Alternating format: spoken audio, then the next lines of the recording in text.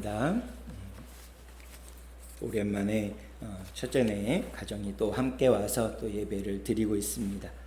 또 우리 보람자매도 오랜만에 얼굴을 보니 너무나 좋습니다. 우리 말씀의 제목을 한번 읽어볼까요? 시작. 쉼을 찾아가는 여정. 네. 우리 옆 사람 보고 한번 축복해 보겠습니다. 한 주간도 건강하셨습니까? 이렇게 한번 질문하면서 축복하겠습니다. 시작. 한 주간도 건강하셨습니까? 네, 감사합니다. 어느 사회학자가요, 우리 한국의 현대를 지나가면서 특징을 한번 지어보았다고 해요. 한 세 가지로 특징을 지어보았는데, 첫 번째는 콘크리트 시대다, 이렇게 얘기합니다. 우리가 도심지에는 대부분 아파트를 많이 삽니다. 그리고 이제 근무하는 근무지는 또 빌딩 안에 있기 때문에 콘크리트로 이렇게 지었습니다. 그래서 콘크리트 시대다. 그래서 우리가 이렇게 딱딱한 그 콘크리트 안에서 살고 또 생활하다 보니까 이웃과의 교류가 굉장히 단절이 되어 있어요. 뭐가 필요해도 뭐 아파트 이렇게 벨을 넣어가지고 물어보기가, 이렇게 도움 요청하기가 굉장히 어렵습니다. 근데 우리가 사는 이렇게 마을 같은 경우는 뭐 서로 이렇게 왕래하다 보니까 그런 것들이 쉽습니다.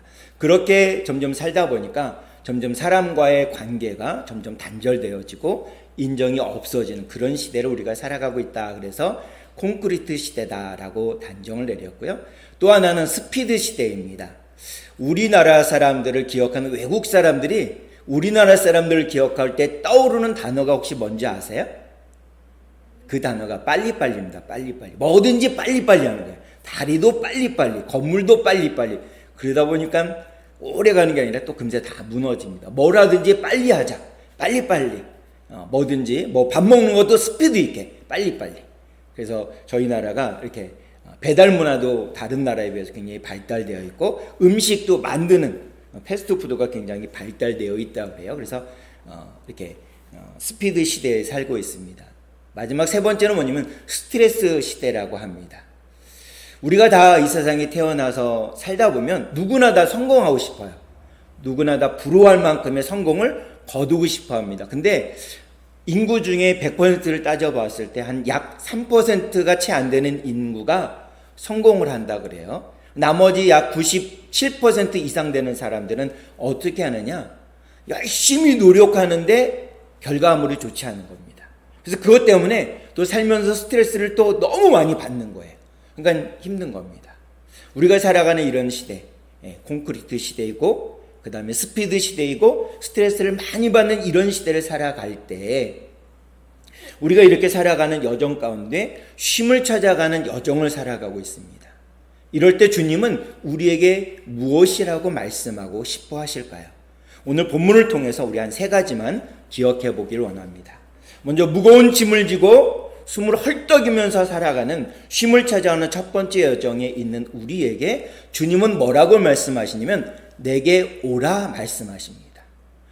너무나도 무거운 짐을 지고 쓰러질 것 같이 쓰러질 듯 걸어가고 있는 우리에게 주님은 내게 오라 이렇게 말씀하세요.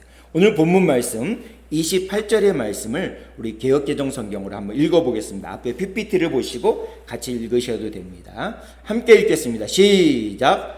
수고하고 무거운 짐진 자들아 다 내게로 오라. 내가 너희에게 쉬게 하리라. 아멘.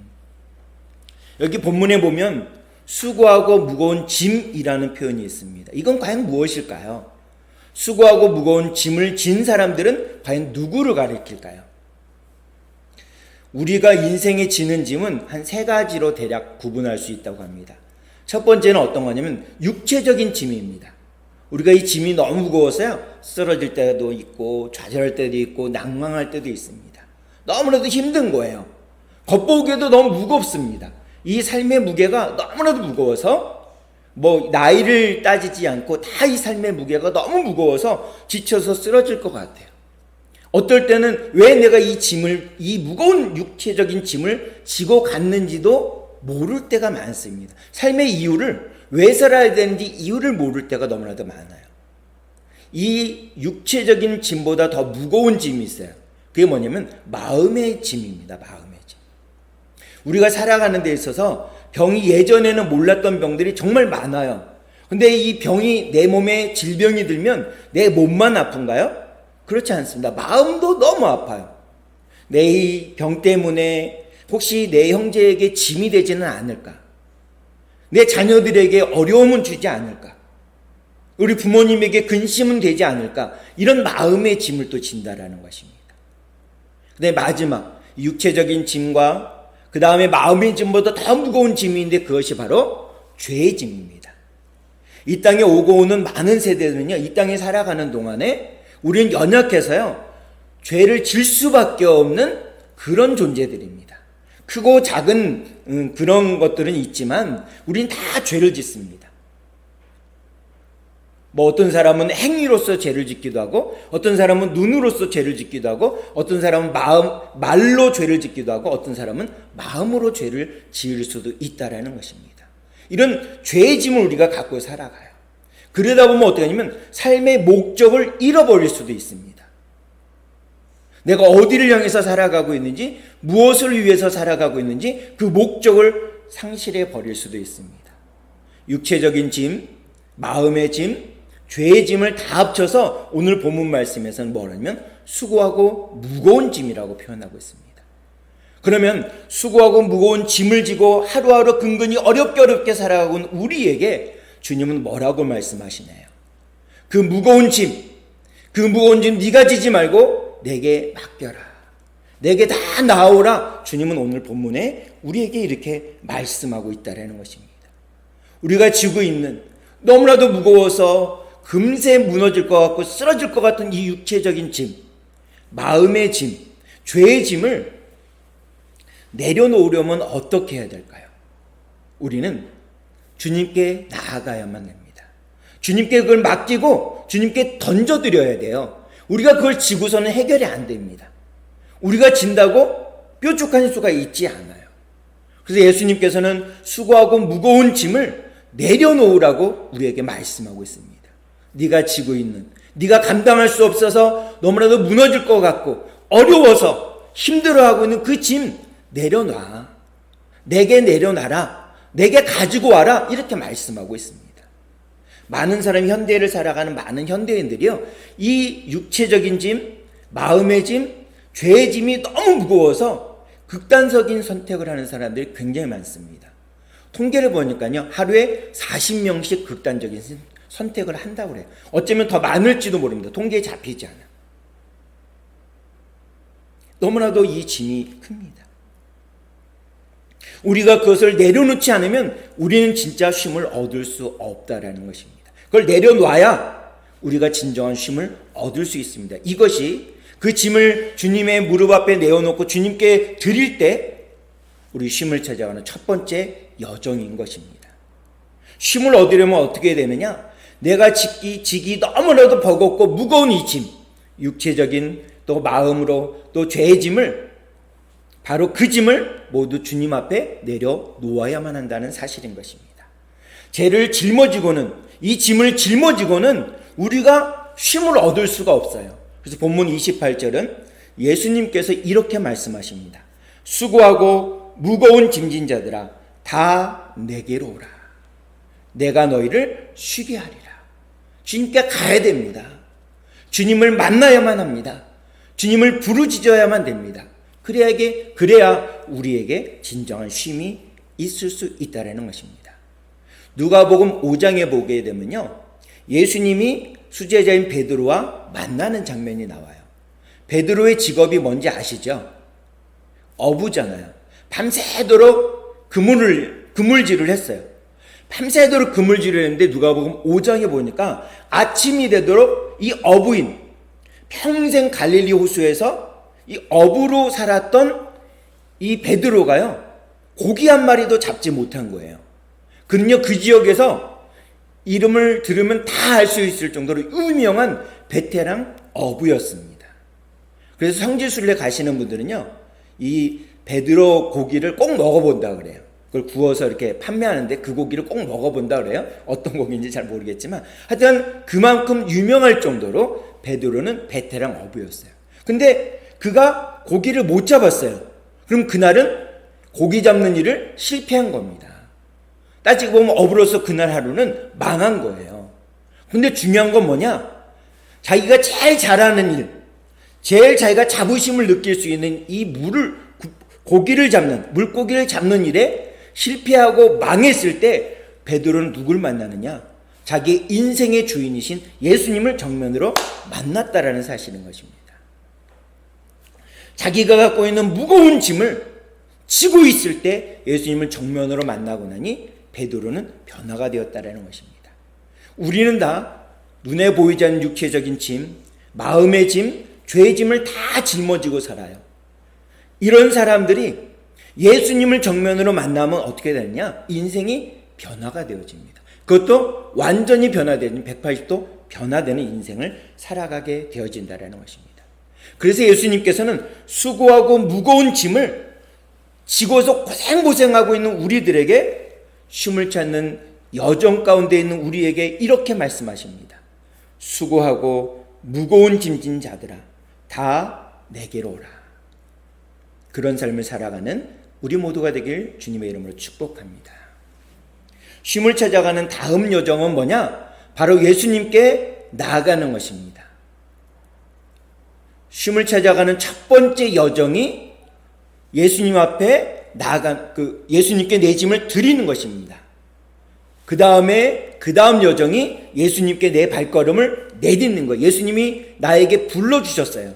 네 무거운 짐을 내게 맡겨라 라고 말씀하셨는데 우리는 이제 행동하는 것입니다. 내가 예수님께 나아가는 거예요. 이 무거운 짐을 지고 예수님께 나아가서 예수님께 드리는 것입니다. 그 다음은 어떻게 될까요? 오늘 본문 28절 하반절에 보니까 이렇게 되어 있습니다. 내가 너희를 쉬게 하리라. 아멘. 이렇게 말씀하셨어요. 내가 너희를 쉬게 하리라. 왜 예수님께서 이렇게까지 말씀하셨을까요? 그 이유를 본문 29절은 이렇게 말씀합니다. 우리 개역개정 성경으로 함께 읽어보겠습니다. 앞에 PPT를 보고 같이 읽겠습니다. 시작. 나는 마음이 온유하고 겸손하니 나의 멍에를 메고 내게 배우라. 그리하면 너희 마음이 쉼을 얻으리니. 아멘. 여기 29절에 보니까 눈에 띄는 단어가 두 개가 있어요. 첫 번째는 뭐냐면 온유라는 단어입니다. 온유하다. 이 온유라는 단어의 그 의미가 뭐냐면 그 길들임을 잘 받는 겁니다. 잘 받아들이는 거예요. 잘 길들여지는 것. 이걸 온유라고 표현한다고 합니다. 잘 길들여지는 것. 나는 절대로 길들여지지 않아. 이렇게 하는 동물들이 있어요. 뿔난 동물들도 있죠. 가축인 우리가 잘 아는 소나 양이나 염소, 우리는 잘 양 같은 건 키우지 않지만 염소를 혹시 키우는 분들도 계세요. 그 다음에 강아지, 그 다음에 고양이, 이런 것들을 우리가 기르잖아요. 길들이잖아요. 이런 것들은 온화하고 온유합니다. 잘 길들여지기 때문에.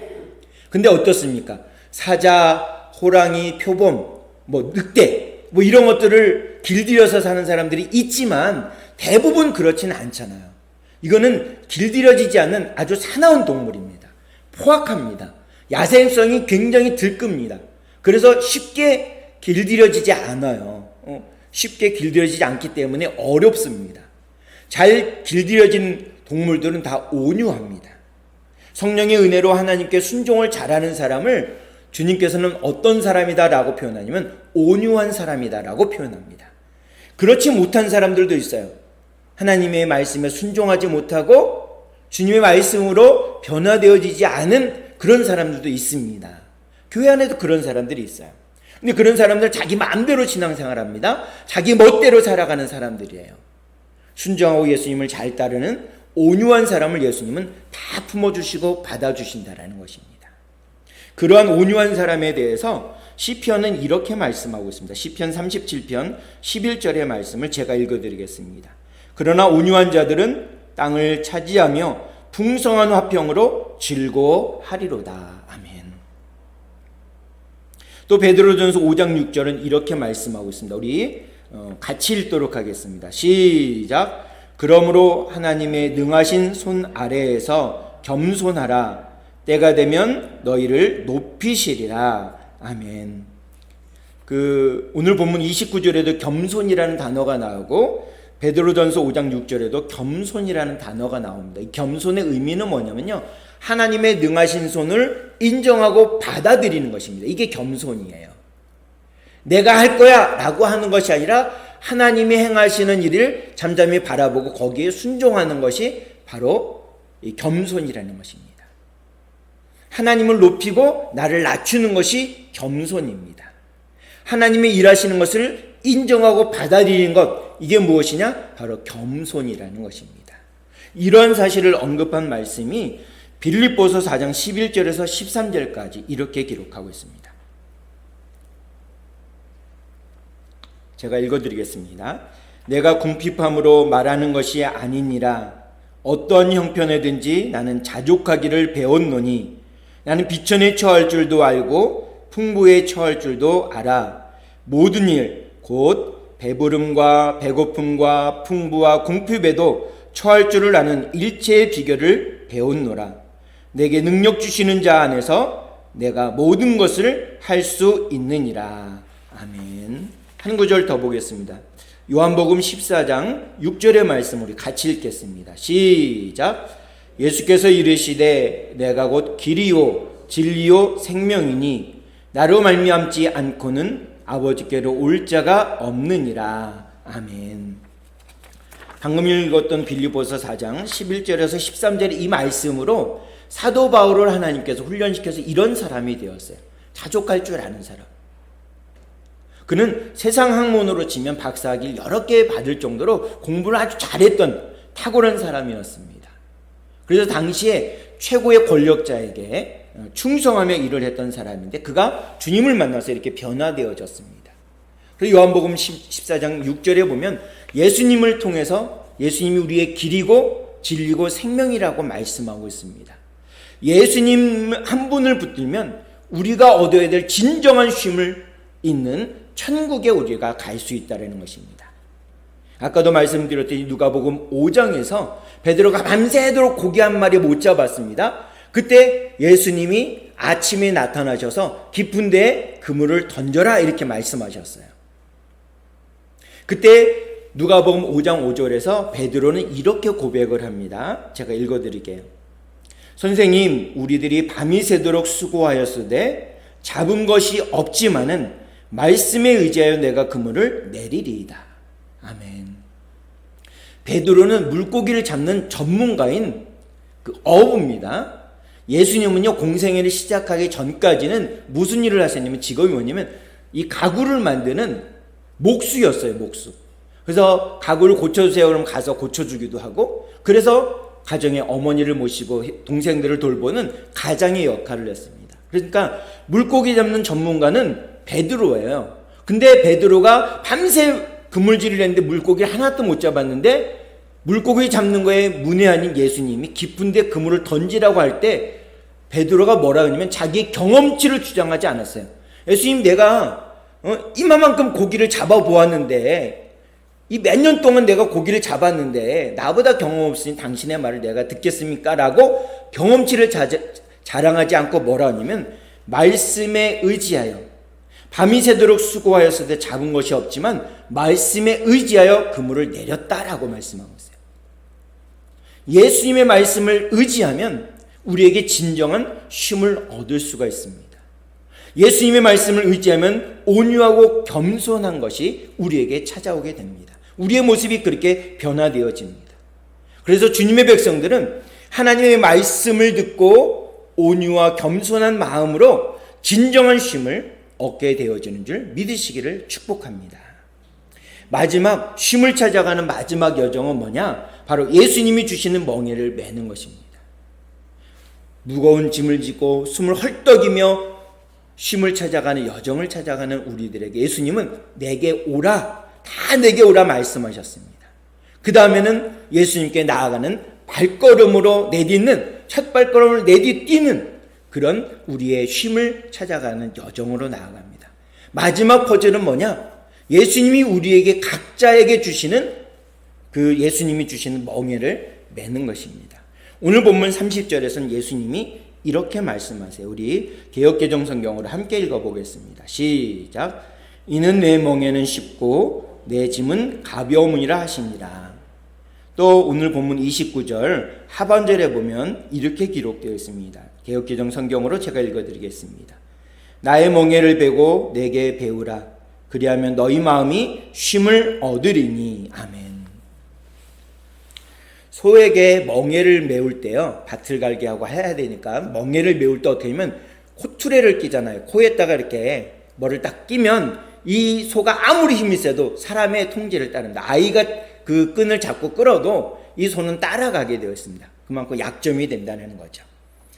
그러나 우리는 주님께서 주시는 이 멍에를 매면 이상하게도 어려운 것이 아니라 쉽습니다. 그래서 본문 29절에서 예수님께서 뭐라고 말씀하셨냐면 나의 멍에를 메고 내게 배우라 이렇게 말씀하셨어요. 나의 멍에를 메고 내게 배우라. 그러면 과연 예수님의 멍에는 과연 무엇일까요? 이것은 저와 여러분들의 죄를 다 지고 돌아가신 십자가가 예수님이 지셨던 멍에입니다. 그럼 우리가 예수님이 지신 십자가를 질 수 있겠느냐? 그 멍에를 맬 수 있겠느냐? 그렇지 않습니다. 우리 몫에 대한 멍에를 매면 됩니다. 주님은 우리 몫에 대한 멍에를 다 주세요. 예수님이 지신 십자가를 우리에게 멍에를 주시지는 않습니다. 예수님은 십자가에서 우리의 죄와 질병과 저주와 죽음을 다 짊어지고 십자가에서 죽으셨습니다. 그것이 예수님이 지신 멍에예요. 그럼 우리가 줘야 될 멍에는 뭐냐? 우리 몫에 대한 멍에가 각자가 다 있습니다. 이건 다 달라요. 모양도 그 다음에 무게도 다 다릅니다. 각자가 줘야 될 멍에가 있다는 것입니다. 그리고 우리에게 주님께서는 이렇게 말씀하세요. 내 짐을 내게 맡기고 온유하고 겸손하게 내 멍에 밑에 돌아와라. 그리고 나와 함께 걸어가자 라고 주님은 우리에게 말씀하고 있습니다. 주님 앞에 우리가 지고 있는 무거운 짐들, 육체적인 짐, 마음의 짐, 죄의 짐을 주님 앞에 내려놓을 때 주님과 손을 잡고 걸어갈 수 있게 되어지는 것입니다. 예수님께서 지신 그 십자가만이 참된 평화와 안식과 쉼을 얻을 수가 있다라는 것입니다. 예수님의 십자가가 예수님이 지신 멍에입니다. 예수님께서 저와 여러분들을 위해서 죄의 짐, 가난의 짐, 질병의 짐, 자녀의 짐, 가정의 짐, 우리 교회의 짐, 나라와 민족의 짐을 다 지셨는 줄로 믿으시기를 바랍니다. 나 대신 예수님께서 죽으셨다가 부활하셨습니다. 예수님을 나의 구조로 믿음으로 고백하는 모두는 영원한 진정한 쉼이 있는 천국으로 갈 수 있습니다. 예수님 안에서는 모든 것이 쉽습니다. 죄를 용서받고요, 치료받고 축복받고 영원한 천국을 얻는 쉽고 간편한 인생을 살아가는 방법이 무엇이냐? 바로 예수님의 십자가 멍에 밑에 들어가는 것입니다. 누가복음 5장에서 베드로는 밤새도록 고기를 잡으려고 노력했지만 예수님의 말씀에 의지해서 그물을 내렸더니 동료의 배까지 가득 채우는 놀라운 일을 경험했습니다. 그리고 예수님 앞에 무릎 꿇고 예수님, 나는 죄인입니다. 나를 떠나서서라고 고백을 해요. 그때 예수님은 그 베드로를 바라보며 이제 사람을 얻는 어부가 될 것이다 라고 말씀하시며 그에게 사명을 주셨습니다. 결론을 맺겠습니다. 주님 앞에 가면 거기에는 평안과 안식과 쉼이 있습니다. 그러나 우리는 여전히 세상에 살면서 불안과 공포와 두려움 가운데 우리는 여전히 살아가고 있어요. 그 무거운 짐을 여전히 우리가 지고서 살아가면서 두려워하고 지쳐있고 상한 심령 가운데 우리는 살아가고 있다는 사실인 것입니다. 주님은 그러한 우리들에게 내게 나와라, 내게 와라 간곡하게 말씀하고 있습니다. 왜냐하면 그것이 우리에게 진정한 쉼을 얻게 하는 길이기 때문에 예수님은 그렇게 하셨다라는 것입니다.